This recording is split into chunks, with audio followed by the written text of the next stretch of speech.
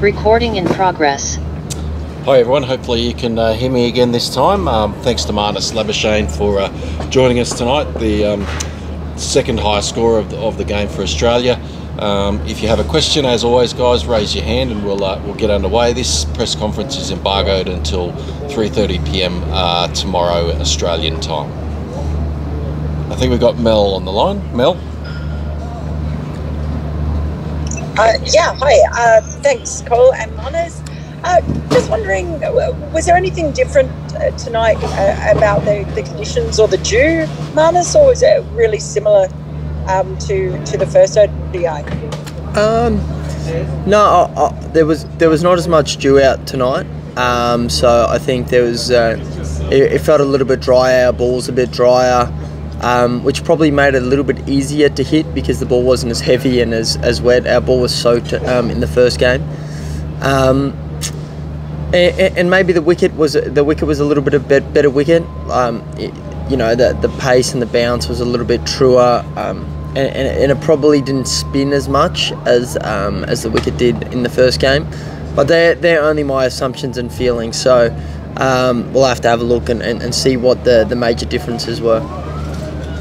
And if I can just also ask about just Ben McDermott as well, if you look at your history with him and how far you go back with him, just maybe, you look incredibly happy to see him score that century.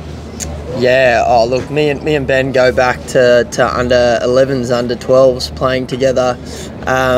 We were best mates growing up in Australia. He was over at my house almost every second day, coming on the train home, and we used to hit in my backyard.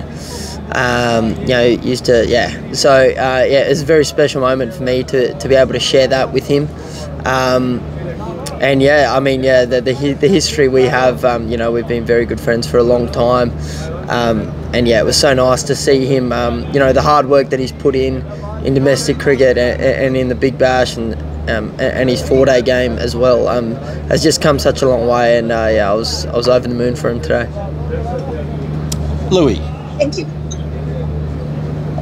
Hey Marnus, I imagine you're probably pretty sick of watching Imam al-Haq bat. I think it's his 4th ton in this series against you guys. Any ideas on how you might stop him in the series decider on Saturday, mate? I probably don't cross over formats. I think he's been batting beautifully in the red ball. In this white ball, the white ball series. I think we just have to think maybe a little bit more outside the box. I think he's played beautifully. He hasn't really put a foot wrong. And he's the type of player that doesn't give you many opportunities to get him out. Well, look, it is one for us to have a look at. Obviously, there's not much bounce and pace out on these wickets, so you can't really, in Australia where you'd go short ball and try and get it high and you get a catch, maybe a square leg or fine leg. You don't have that luxury over here. You kind of got to keep going at the stumps. There was a little bit of reverse swing, look, he's a very good player. He's in the top 10 one-day players in the world at the moment, and he's clearly showing that. So we've got to go to the chalkboard and come up with some ideas. But it's always nice when it's coming into a series decider with in the last game. Just on Babar, if you don't mind me asking, Marnus, I know you wouldn't have enjoyed that innings there, but was there a part of you that admired just how well he was batting tonight? I mean, I enjoyed every minute of watching it. It was a pity it was against us, but that was a very good innings. Look, I sat back, I took some things, even on board for my own game to learn from that innings. I mean, to score 100, I think, off 73 balls there, barely stepped a foot wrong, and the way he played was just phenomenal. I think if we can find a way to get him out early, put a bit more pressure on the middle to low order, we're a chance. But look, he batted us out of the game today, and fair play to him. It was a tremendous innings. couple more here, guys. We're getting the evil looks now, so we'll go to Bharat and we'll finish off with Mel. Thanks, Cole. Marnus, just about your own ODI batting, we say it's constantly in a stage of evolution in terms of getting the right tempo and just areas that you hit to. And were you happy in that sense with the way you went today? Yeah, I think I got the tempo right today. I think that the pace I played at, really kept that middle period of the game going for us, and we were able to sort of learn from the first game. Took some things on board that I really wanted to get right today, and it was nice to be able to execute. Obviously frustrating to get out there in the back end where it was a bit of a party time where I could actually express myself and try and clear the rope a bit, but that's the way the game goes. When you keep trying to push and you need to get scores of 350 plus to win games, you're going to have to play high risk, and sometimes it's not going to come off. But yeah, I was pleased with the way I played, but yeah, always got a lot of improvements to make. Last one, you there, Mel? It's a bit early in the morning. Yeah, mate. Yep. Marnus, I know it's a bit bittersweet, but given how well the team batted, what does it say about the prospects of the sort of the depth going into the 50 over World Cup next year when you've got guys like Travis Head and Ben McDermott taking their opportunities?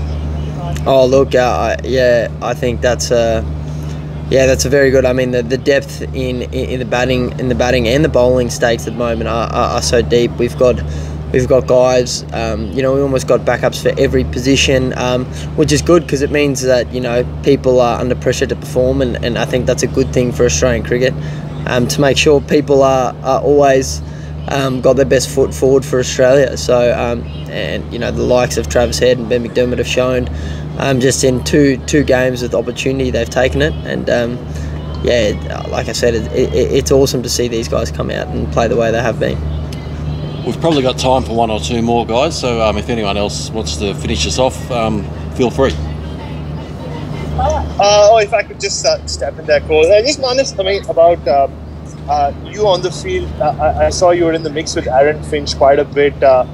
Is that just your normal energy, or were you chipping in with some input throughout the game? Look, I'm always there